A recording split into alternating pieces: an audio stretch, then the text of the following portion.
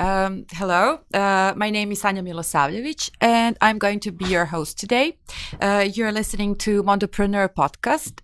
The podcast is supported by U.S. Embassy in Belgrade, and the main aim of this podcast is to share stories of successful women that run their own businesses, work at universities or in NGO sectors. So I hope you're going to enjoy our conversation. Today, my guest is Klara, and she comes from Czech Republic.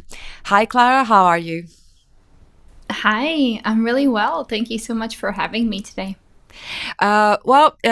A person recommended, Anya's recommended you, and she had just the best words about you. So I was like, can you connect me with her? I really want to share her stories and to learn her insights. So can you tell us something about yourself? Like, what is your educational background? Where is your focus right now? What your interests are? What are your future plans? So something to get to know you a little better. Absolutely. So I have studied, I always wanted to be sort of a creative person. However, my parents didn't really support that decision. So instead of going to art school, I actually went to study media, because that had some business potential. However, during my university studies, I already started working. So I started my full-time job and my university sort of at the same day. And ever since then, I've been working full-time. I actually managed to finish my bachelor's degree. I did not continue for my master's. Maybe that's sometimes in the future. But I've been working in people and operations ever since. So that has been a journey for the last 7 years. And it's really been a ride. I've been both in big corporations as well as small startups.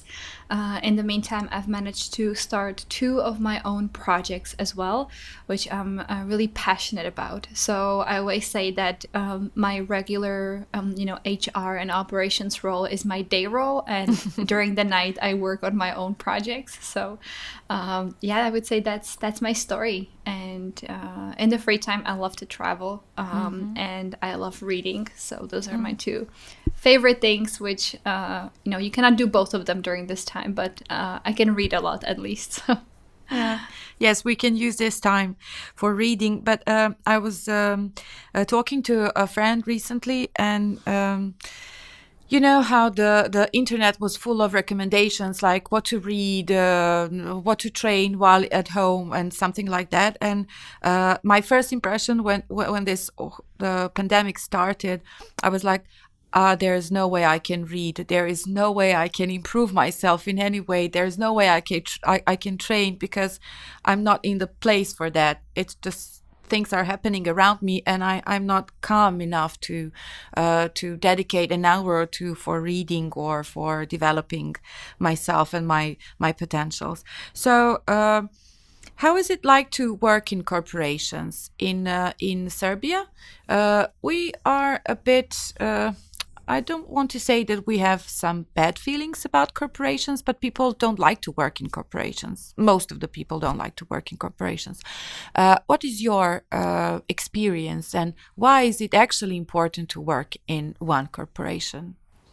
I actually started working in a corporate company was my second job, and it really shaped me in terms of where I don't want to work. So it actually gave me an idea of what leaders should not do and how teams should not be built, which was really interesting. And I think in the sense of, corporations in general, there is actually no such thing as a corporation, right? There is this sort of notion of a company, but it's only formed by its people, right? You cannot touch a corporation, right? It's only the team and then their products, but the corporation itself actually doesn't exist. But I think that there's this huge aura, this air around corporations that's very, very stiff. And I think that especially now it's visible that unless the mindset of some of these companies changes, that they will not make it during these sort of, this hyper growth and all remote work. So for me, the experience was really interesting. Later on, I was working for a different company that had about 500 employees when I started. So you could say it was already becoming a corporation, but the attitude was completely different. It was a company that was on the market for 16 years, and they still had very energizing attitude. They were the team was amazing. It was really empowered. So I think you can do. I think you can build a big company the right way and the wrong way, and just sort of your mindset is definitely reflected in the way you lead your team, and in the way the mood is like in the company as well. So, Thank you. What will be? Sorry, one more question, and then we can move on. What is the team? For the future? We've seen that this pandemic changed a lot of things, and the teams had to reconstruct, or you have to reinvent how are you going to manage your team. So what will be the team for the future, for the new time, for the new era? Yeah, I think that the teams of the future will be the teams that allow the individual employees to bring their full selves into work virtually. So I do believe that most of us will work in sort of a virtual environment. Of course, there will still be some roles that will not have this possibility, but there is this huge shift. And I think this should definitely impact the different topics of diversity and inclusion, but as well sort of the empowerment of sort of the true self. Where you are not, because if you're not in an office with someone, they don't see you, they cannot feel your energy, right? So you have to sort of be more open in the virtual grounds.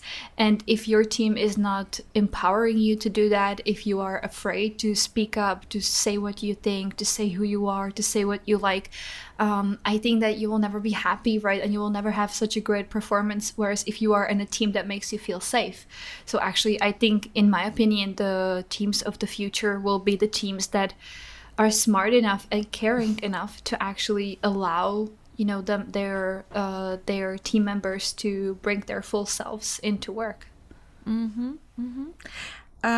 And how is it connected to the new value? We are actually entering into new era. So values are also shifting. How is it connected to the new values you have to present to the world, or you have to present to your clients, customers, buyers, whatever you are doing? I think the big shift in terms of values now is becoming that values should actually be lived by, right? They should not be the fancy words you have on the wall or on your website. They should be something that you really want to stand by, something that you actually live, that you sort of live by example as the leader of your company to your team. And I think that this sort of comes back to the most simplest values are the most powerful ones, right? Like being truthful or transparent, being kind to one another, but also sort of being caring, right? And being flexible. I think these all things. It really comes back to the basic morals that we should all have as humans. But now we're sort of actually allowed to say, hey, we want to be kind to our employees. So if they are working on a flexible schedule and they don't come to a meeting, we will not fire them, because that's not being kind and that's not being flexible, right? And that's not really being inclusive, or a remote company, for example. So I think the values are sort of shifting, and I do believe that a lot of the great companies realized that already a while ago, and they do have this sort of inner system or these inner principles in their company set up such way that that is really working, and it creates an amazing culture. Well, that can be a new age corporation morals or whatever. So how did this pandemic change you? How much did it affect your everyday life? Not just in terms of work, but in your everyday life. I think this pandemic has sort of this power, same for the sickness and for this overall atmosphere, to attack what we sort of what is our weakest side. So what is our weakest power, I would say. So for me, that was definitely, you know, I was multitasking a lot. I was not able to focus, right? Since I was all the time at home, trying to push so many projects, trying to work on everything at once. So I think this was sort of, you know, in the spring/summer, this was really, really visible to me. And I realized I really have to change the way I work. Otherwise, I'll just go insane, right? So I think that was sort of the first, in terms of my work lifestyle, the first thing I realized. In terms of my personal life, I sort of realized how precious it is to have freedom. And, you know, that freedom means many, many things. And just realizing, you know, I see different people protesting outside for different reasons. And I think we don't realize that very often. And this comes, you know, down to you actually need to make tough decisions when you know, before the problem even comes. So this goes back to voting for the right government, taking care of your body, taking care of your mind, enjoying free time, enjoying time with your family, enjoying times with your friends and partners, and exercising, right? All these things that you actually are sort of pushing off to when you actually need to be doing them, or when it's absolutely necessary. When you get to that point, it's too late, right? So I think actually having that freedom and combining freedom with discipline has been really sort of a shift for me in order to create some sort of a routine around my lifestyle, and actually just be more connected with the people that are important in my life. So I think it was this sort of shift, because then I definitely want to keep this, whether we'll have a lockdown for the next 2 weeks or 2 years, or, you know, whatever the outside world will look like. This was a very, very big shift. And I think a lot of people realize that, you know, you need to start acting before it's too late. So that's been sort of the biggest change for me, I would say. That's very powerful, the things that you said. Like how we take freedom for granted. Like it's here, we use it, we consume it, we don't take care about it. It's just here. And once it's taken away from us, from some invisible things, we are starting to being aware of freedom, or just free time or something like that. So you said at the beginning that you also participated in some startup projects, and that you actually have 2 of them. Yeah? Did I understand correctly? Yeah. So can you tell us something more about it? Because I'm no longer a startup company. I'm 5 years old, so I'm not a startup, but I'm very interested in startup ecosystems and startup culture. And we have to build that here. In Serbia, we are really on a low level of startups and entrepreneurs and entrepreneurship. And so can you share your story, and can you share your experience? Absolutely. So after working for a corporation, then this sort of mid-sized corporation, which I would probably call like a smart company, I got the opportunity to join a really, really small team. And I've been working in 3 or 4 startups actually ever since. And I've been both working in startups, mentoring startups in different programs, as well as working on 2 of my own projects. And the first one, I actually, when I joined like the first very, very startup-y company, I think I was the 7th employee there. I wanted to become a part of a community here in the Czech Republic, or, you know, here in Prague, that would help me with all these tough decisions I had to make, because I figured there are all these amazing businesses that build the stuff that we need to build. You know, I would love to connect with them and ask them how they did it, right? I don't want to reinvent the wheel, as they say. But there wasn't really a community that I could connect with. I didn't really find any sort of you know, events or people that would sort of be same as me, or, you know, that I could feel safe with and reach out to. So I actually built my own startup community, and we've been on for 2 years now. We have 7 team members, and recently we actually signed our first partner, Google for startups. So we are now empowered by one of the greatest companies. So that's been a great achievement of this last month. And we do a lot of different activities, including different events. Sorry to interrupt, but can you share like events, virtual events? Do you like mentorship programs? What do you do? How do you empower your startup community? Yeah, so we have so many different activities. So as you mentioned, we have events, we have online events as well as offline. And basically the 3 pillars on which our whole community is built are education, inspiration, and networking. So we always try to combine at least the 2, but ideally the 3 of them into every activity we do. So we have different webinars, we have investor panels, we have talks with different entrepreneurs, so different types of events. We also have a mentors network. So we have around 30 mentors on our website that help our startups pro bono.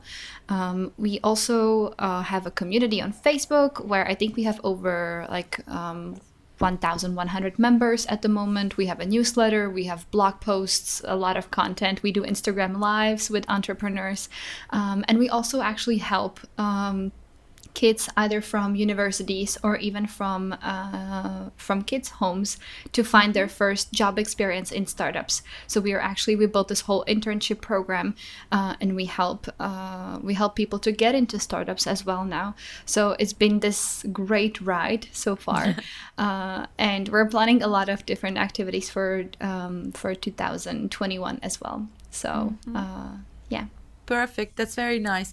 So is your government helping in any way promotion of startups or entrepreneurship?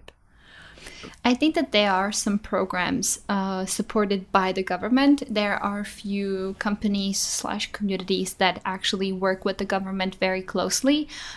We haven't been one of them, which I think gave us a great flexibility in terms of what we do, but also it gave us zero budget on what we do. So until now, we were actually my whole team until this summer was volunteering.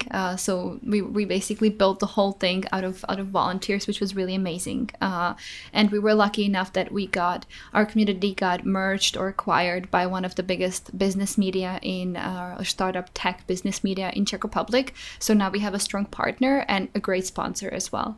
But I think that there are some programs in terms of the quality of the state programs that are here. I actually cannot say in detail, as I was never in a program that would that I could sort of go through, and I'm very careful in terms of giving sort of subjective feedback if I did not go through the experience.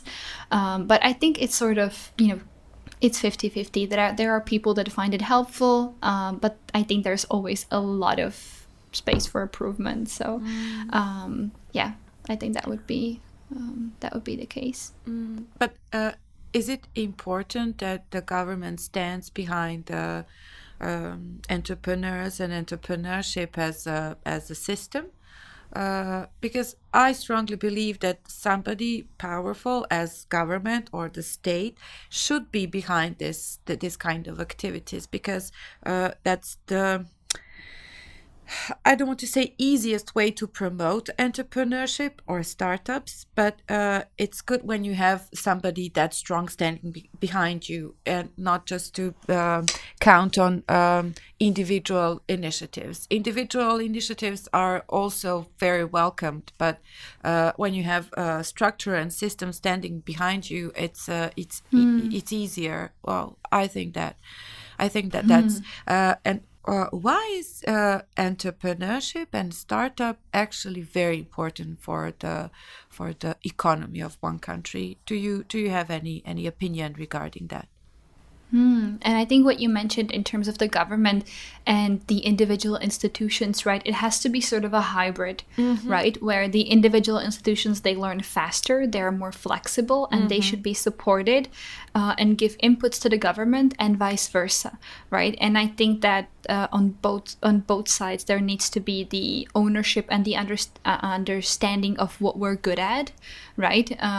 From government and from the individual institutions and communities and programs like this one to understand what they can give and what they need, and it should sort of work, like you mentioned, as an ecosystem that helps and empowers. Because I strongly believe that these startups or entrepreneurship in general, it doesn't necessarily need to be a startup company per se, meaning that the company grows 10x per year and scales extremely fast, etc., etc. It can be building businesses for your family and children and grandchildren in a slower pace as well.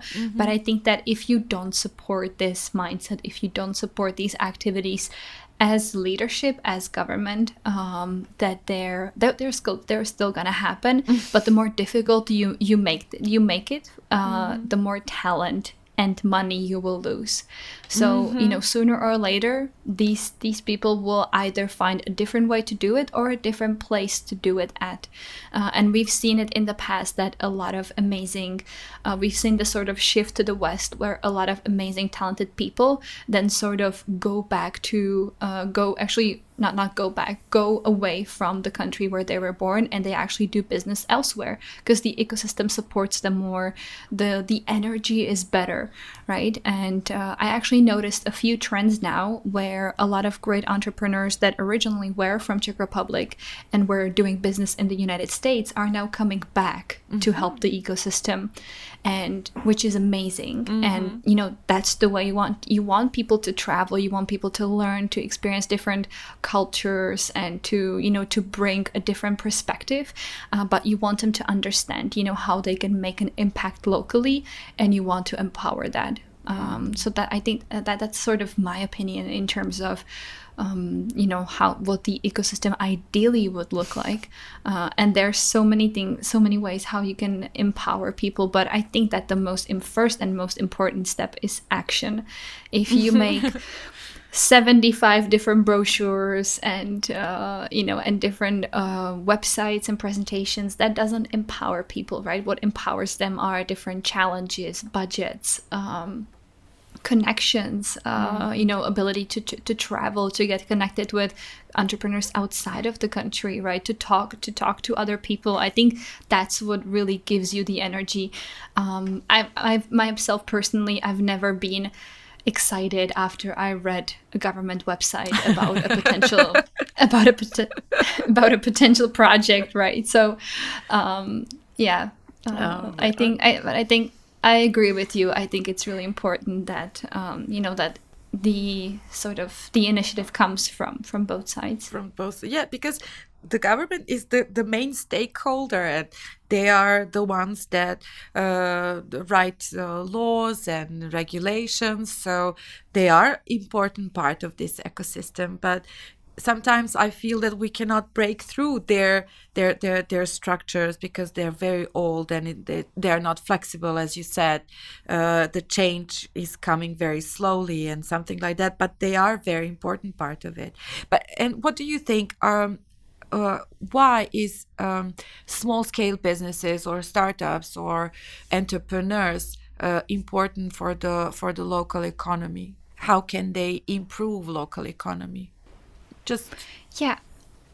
There are many ways they can do that, right? And I think the first is innovation. If you have products coming from your country that are able to innovate, I always ask, how can we build amazing things here that will then change the world? So if you build something that innovates, a product or a service that innovates in an amazing way, something locally, and you can scale it, then I think you have a winner.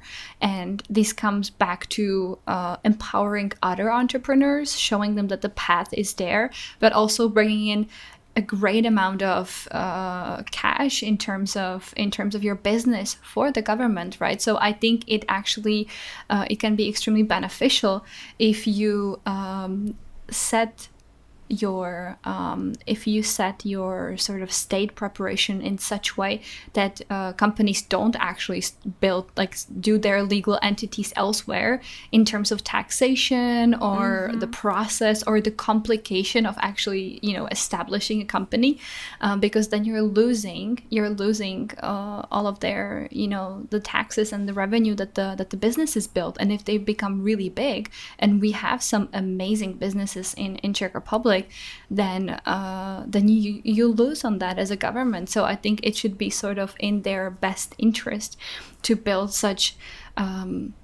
such grounds that the companies can really flourish and and grow as fast as possible, and not be forced to leave and to do business elsewhere.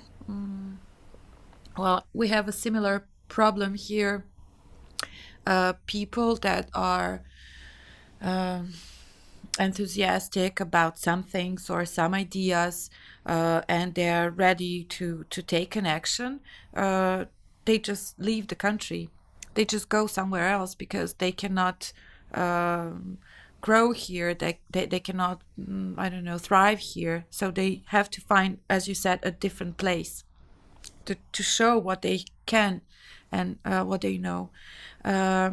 Okay. Can you tell us something about this last startup you are doing? What is it about? Or can you even tell us? Can you share some details and some other topic? We are going to cover some other topics, like what is a fair trade for you, what is a ethical production for you, but this new idea, what is it about? Absolutely. And I love that you brought those two topics, because that's actually what our project is sort of about. So in the last 2 years, I've been a great consumer of superfoods, of sort of freeze-dried superfoods.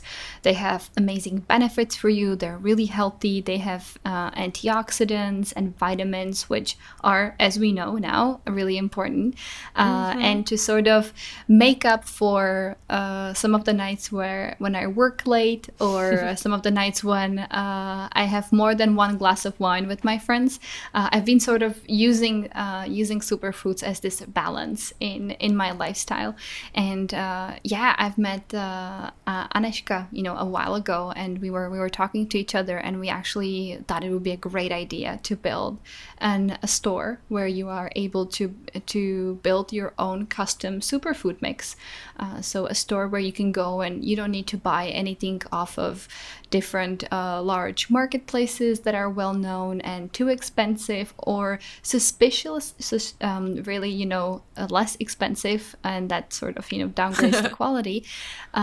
So we are building we call it Holistic Superfoods, and we're building our store and we're hoping to finish our products in the next few days. So what we're doing are basically mixes of superfoods, which you can use in your smoothies, smoothie bowls, pancakes, and all these other amazing colorful meals. So that's a really fun project of ours that we're working on currently.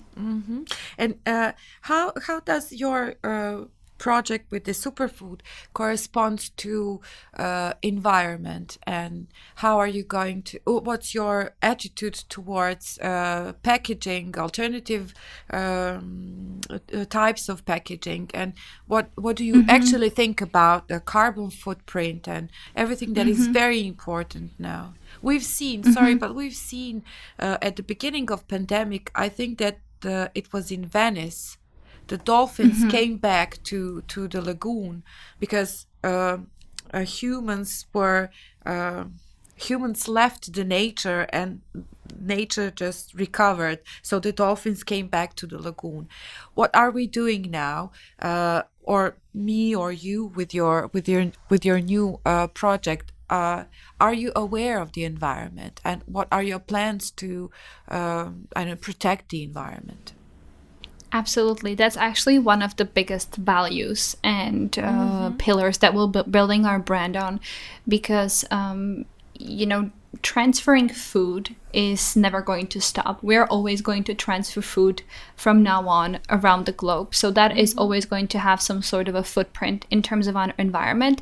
But we can think of the ways how we transfer food. We can think of the ways in what state we do it, and how we actually get the different, how we actually farm and how we get the different ingredients and the vegetables and fruits and how we harvest them and how we then transfer them. So I think in terms of the sustainability, that is one of our main goals with the project, and we want to make sure that all of our products will be vegan. I am vegan for the last 2 years, and the environment has definitely made the environmental state has made an impact in my life to take that decision.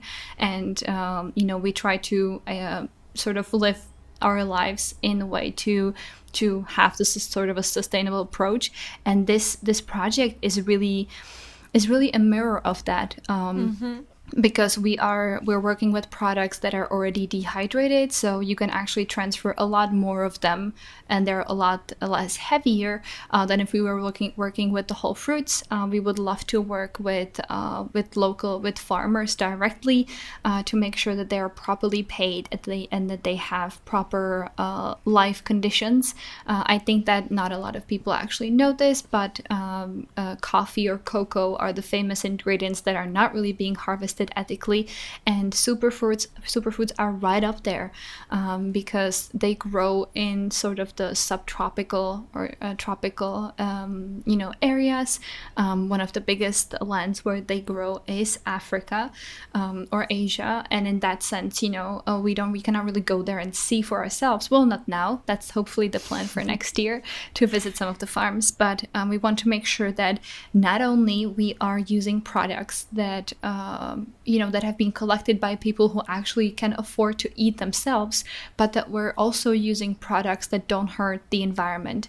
For example, with cocoa needs like a very specific type of soil and a lot of sunshine and humidity as well. And cocoa trees have been planted in areas where have been already protected in different forests. So the forests are being cut down in order to plant more cocoa trees.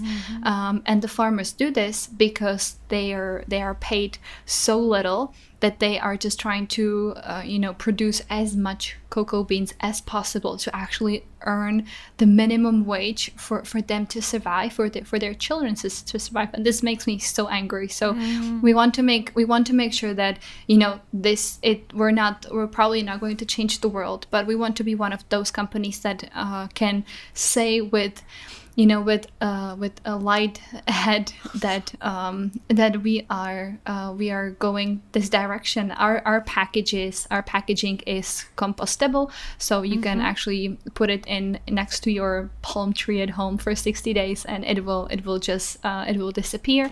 So we are trying to think of all the different ways how to make this more sustainable. And this is not only about the project we're building, but this is sort of my perspective on life, that if you don't act in, even if you do a little change and you sort of shift your daily habits into making them more sustainable just a little bit, it makes a huge impact if we all did that, right? So that's sort of my point of view on this topic. And you said that you're going to use compostable packaging. Is it easy to find it in Czech Republic? Is somebody doing that, producing compostable packaging? Yeah, it's been very easy to find the different packaging that we're going to be using. So we're lucky enough to have this great environment that's really supportive. I mean, even for me personally, sort of going back to me only eating plant-based, I think if I were to take on a vegan diet 10 years ago, it wouldn't be as fun as now. And I think that, there's so many options in terms of the products you're building, the packaging you're using, the transport you're going to take, and you can always make the more conscious and sustainable decision. So we're trying to do that with our project as well. Because in Serbia we have one company that is also a startup, and they are producing compostable or biodegradable packaging out of fungi, out of mushrooms. Mushrooms. Yeah. Yeah. So it's very interesting. Like you can actually see how your packaging is decomposing and vanishing, and it's returning to the soil. So I really hope that startup is going to succeed in their mission. Um, I wanted to ask you something, and then it just went. Never mind. No, never mind. It was connected to this. Uh, no, never mind. So I will remember it at some point. Why is it then important to, let's return to that startup ecosystem. Is it important to have a good structured, good developed startup ecosystem? Because maybe you have some product to offer, and maybe some other startup is, I don't know, developing some service for transport, and then maybe some other startup is developing eco-friendly packaging. Is it important for this three, let's say, startups be in some kind of a connection? And is it easy for you in Czech Republic to map them and to easily find them and network with them? Yeah, in terms of, this typical sort of supply and demand, I think the first crucial step here is actually to start, right? You have to start your business not with the vision that you want to supply the local businesses or that you want to supply the specific other company, but you have to start the business out of a need, right? And if that need is big enough, if you have it, if your colleagues have it, it's probably bigger than your team, it's probably bigger than your city, it's probably bigger than your country. So I think that's the first step into building a business that has sort of this supply demand mechanism. And then later on, being connected locally and helping each other, I think that comes back to the essence of being kind and being sort of a community driven company, and also a smart company. Because what we see actually in different, for example, startup accelerators or incubators, the companies that go through 1 year together or one cohort or one semester of the startup accelerator are then in close touch for the next few years, right? So they actually just the fact that they have gone through a similar program, it doesn't even have to be in the same country, it can be remote, or even companies that go through this program later on are in this sort of community, right? Are in this sort of ecosystem. So I think this is really up to the entrepreneurs to figure out, where do I want to be? Because really your network is sort of your net worth. So understanding in which type of community I need to be, to whom I need to sell, from whom I want to learn is really sort of on the entrepreneurs. And I think that they need to take initiative here. Government cannot build this sort of, it has to sort of grow organically. But companies have to be very smart and be connected when we are building. When we're debating about a new idea or we are building a new program or even new project, we always connect with companies that are similar to ours or that are our friends that have a great experience in the field, and we ask them for feedback, we validate, we ask them what they would need. And I think being smart enough to do that, you can build great friendships, you can get great help, you can support other entrepreneurs. So I think this is really about the mindset of the individual entrepreneurs, to be open and not to sort of keep your startup and your product as a secret to everyone, but rather go out there and not being afraid to build your connections and to ask for help and to offer help as well. Nice. I remember the question from earlier. What do you think about the new product development? How important is you said that your initiative should be based on demand. So if there is a real need at the market for your product, then you should go for it. But before when you just think of the new product or new service, how is it important to think in terms of design thinking and new product development? You mean before I start building what I need to put together, or? Yes, before even gathering the members of the team and thinking how to develop idea before a business plan. What do you think about the new product development? Is the new product development something that is for the future? Something that is basically very we are going to need the new products like your superfood. Well, in terms of coming up with a new idea and then sort of the stage in between having an idea and building a business, I think the very first thing, if your idea is coming from, I can really be rich by building this. First of all, you're probably never going to be happy, and you're probably going to lose your discipline and passion very fast, unless you're extremely money driven, or, you have some other attributes that we should not get into. But usually what happens is that if you have an idea, it comes from your personal need or from your personal experience. So for example, with our project, with both of my projects that I'm working on and the company I'll be joining from next year, I can see myself using all of these products. I know I need them. I enjoy using them. And I just love telling other people about them, right? So those are the very important things to me. And I think that's the first step you need to take as the future entrepreneurs. Figuring out what is my problem, well, not in general, but the specific problem. What can I do to actually, help out with that problem? And do other people have this? Is this sort of unique to me? Or can I see other people using this? And how you can figure out the next step is just asking around, either by observation or by gathering feedback. And that can be literally calling your best friend and just telling them, hey, I have this idea. What do you think? And I would just like to say here, don't be discouraged if people tell you that, you will never make it, that the idea is silly. It's never your fault. It's always sort of on them. If they share any negative feedback to you and discourage you, it's not because your idea is not worth it. Maybe they just don't understand the value, or they have some sort of other personal issue with it in general. And then just sort of going small, experimenting, trying to go fast, and sort of using this MVP, the minimal viable product.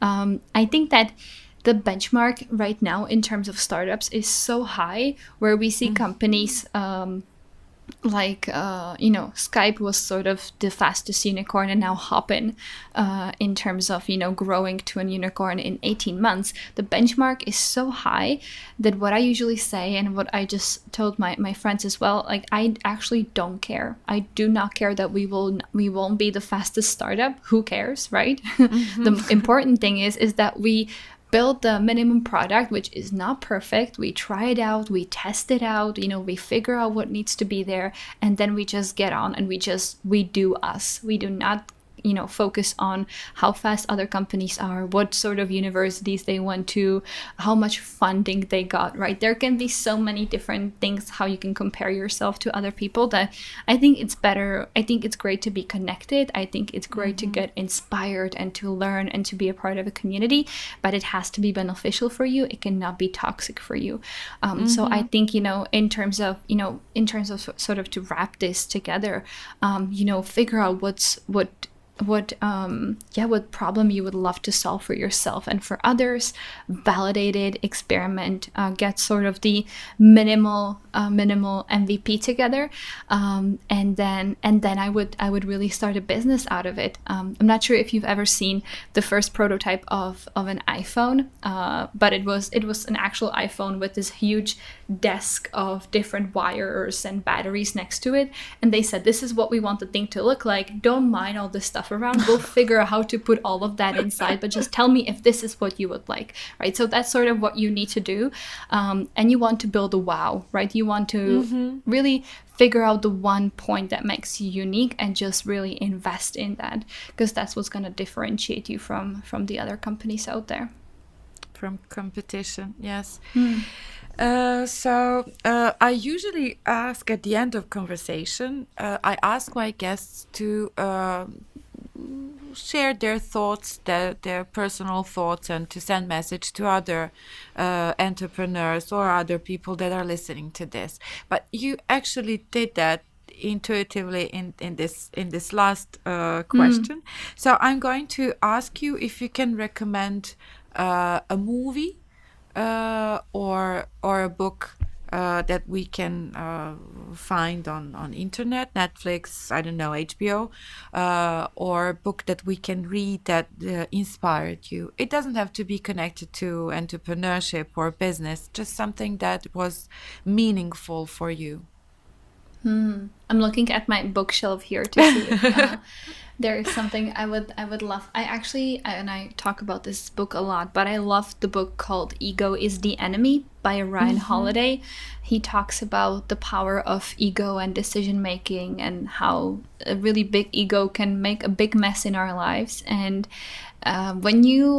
when you become a founder and you have investors that you need to report to and a team you need to take care of, a lot of the times it's not going to be comfortable.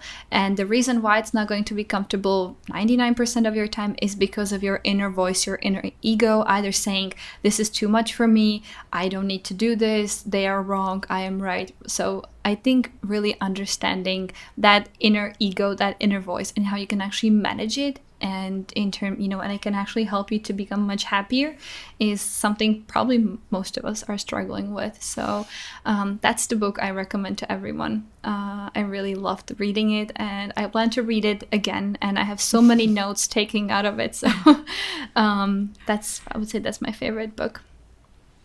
Thank you, Clara. Thank you. Thank you for your time. Thank you for accepting my invitation. Even though we don't know each other, we are just connected through Agnes. Thank you for this wonderful conversation. Um Dear people, this was Clara from Prague, from Czech Republic. I hope you really enjoyed our conversation because she shared some very smart insights based on her experience. If you like, you can always follow us on Facebook, Instagram, YouTube. You can subscribe to our YouTube channel. You can find us on LinkedIn. So stay safe, be good, and be in good health. See you in a week.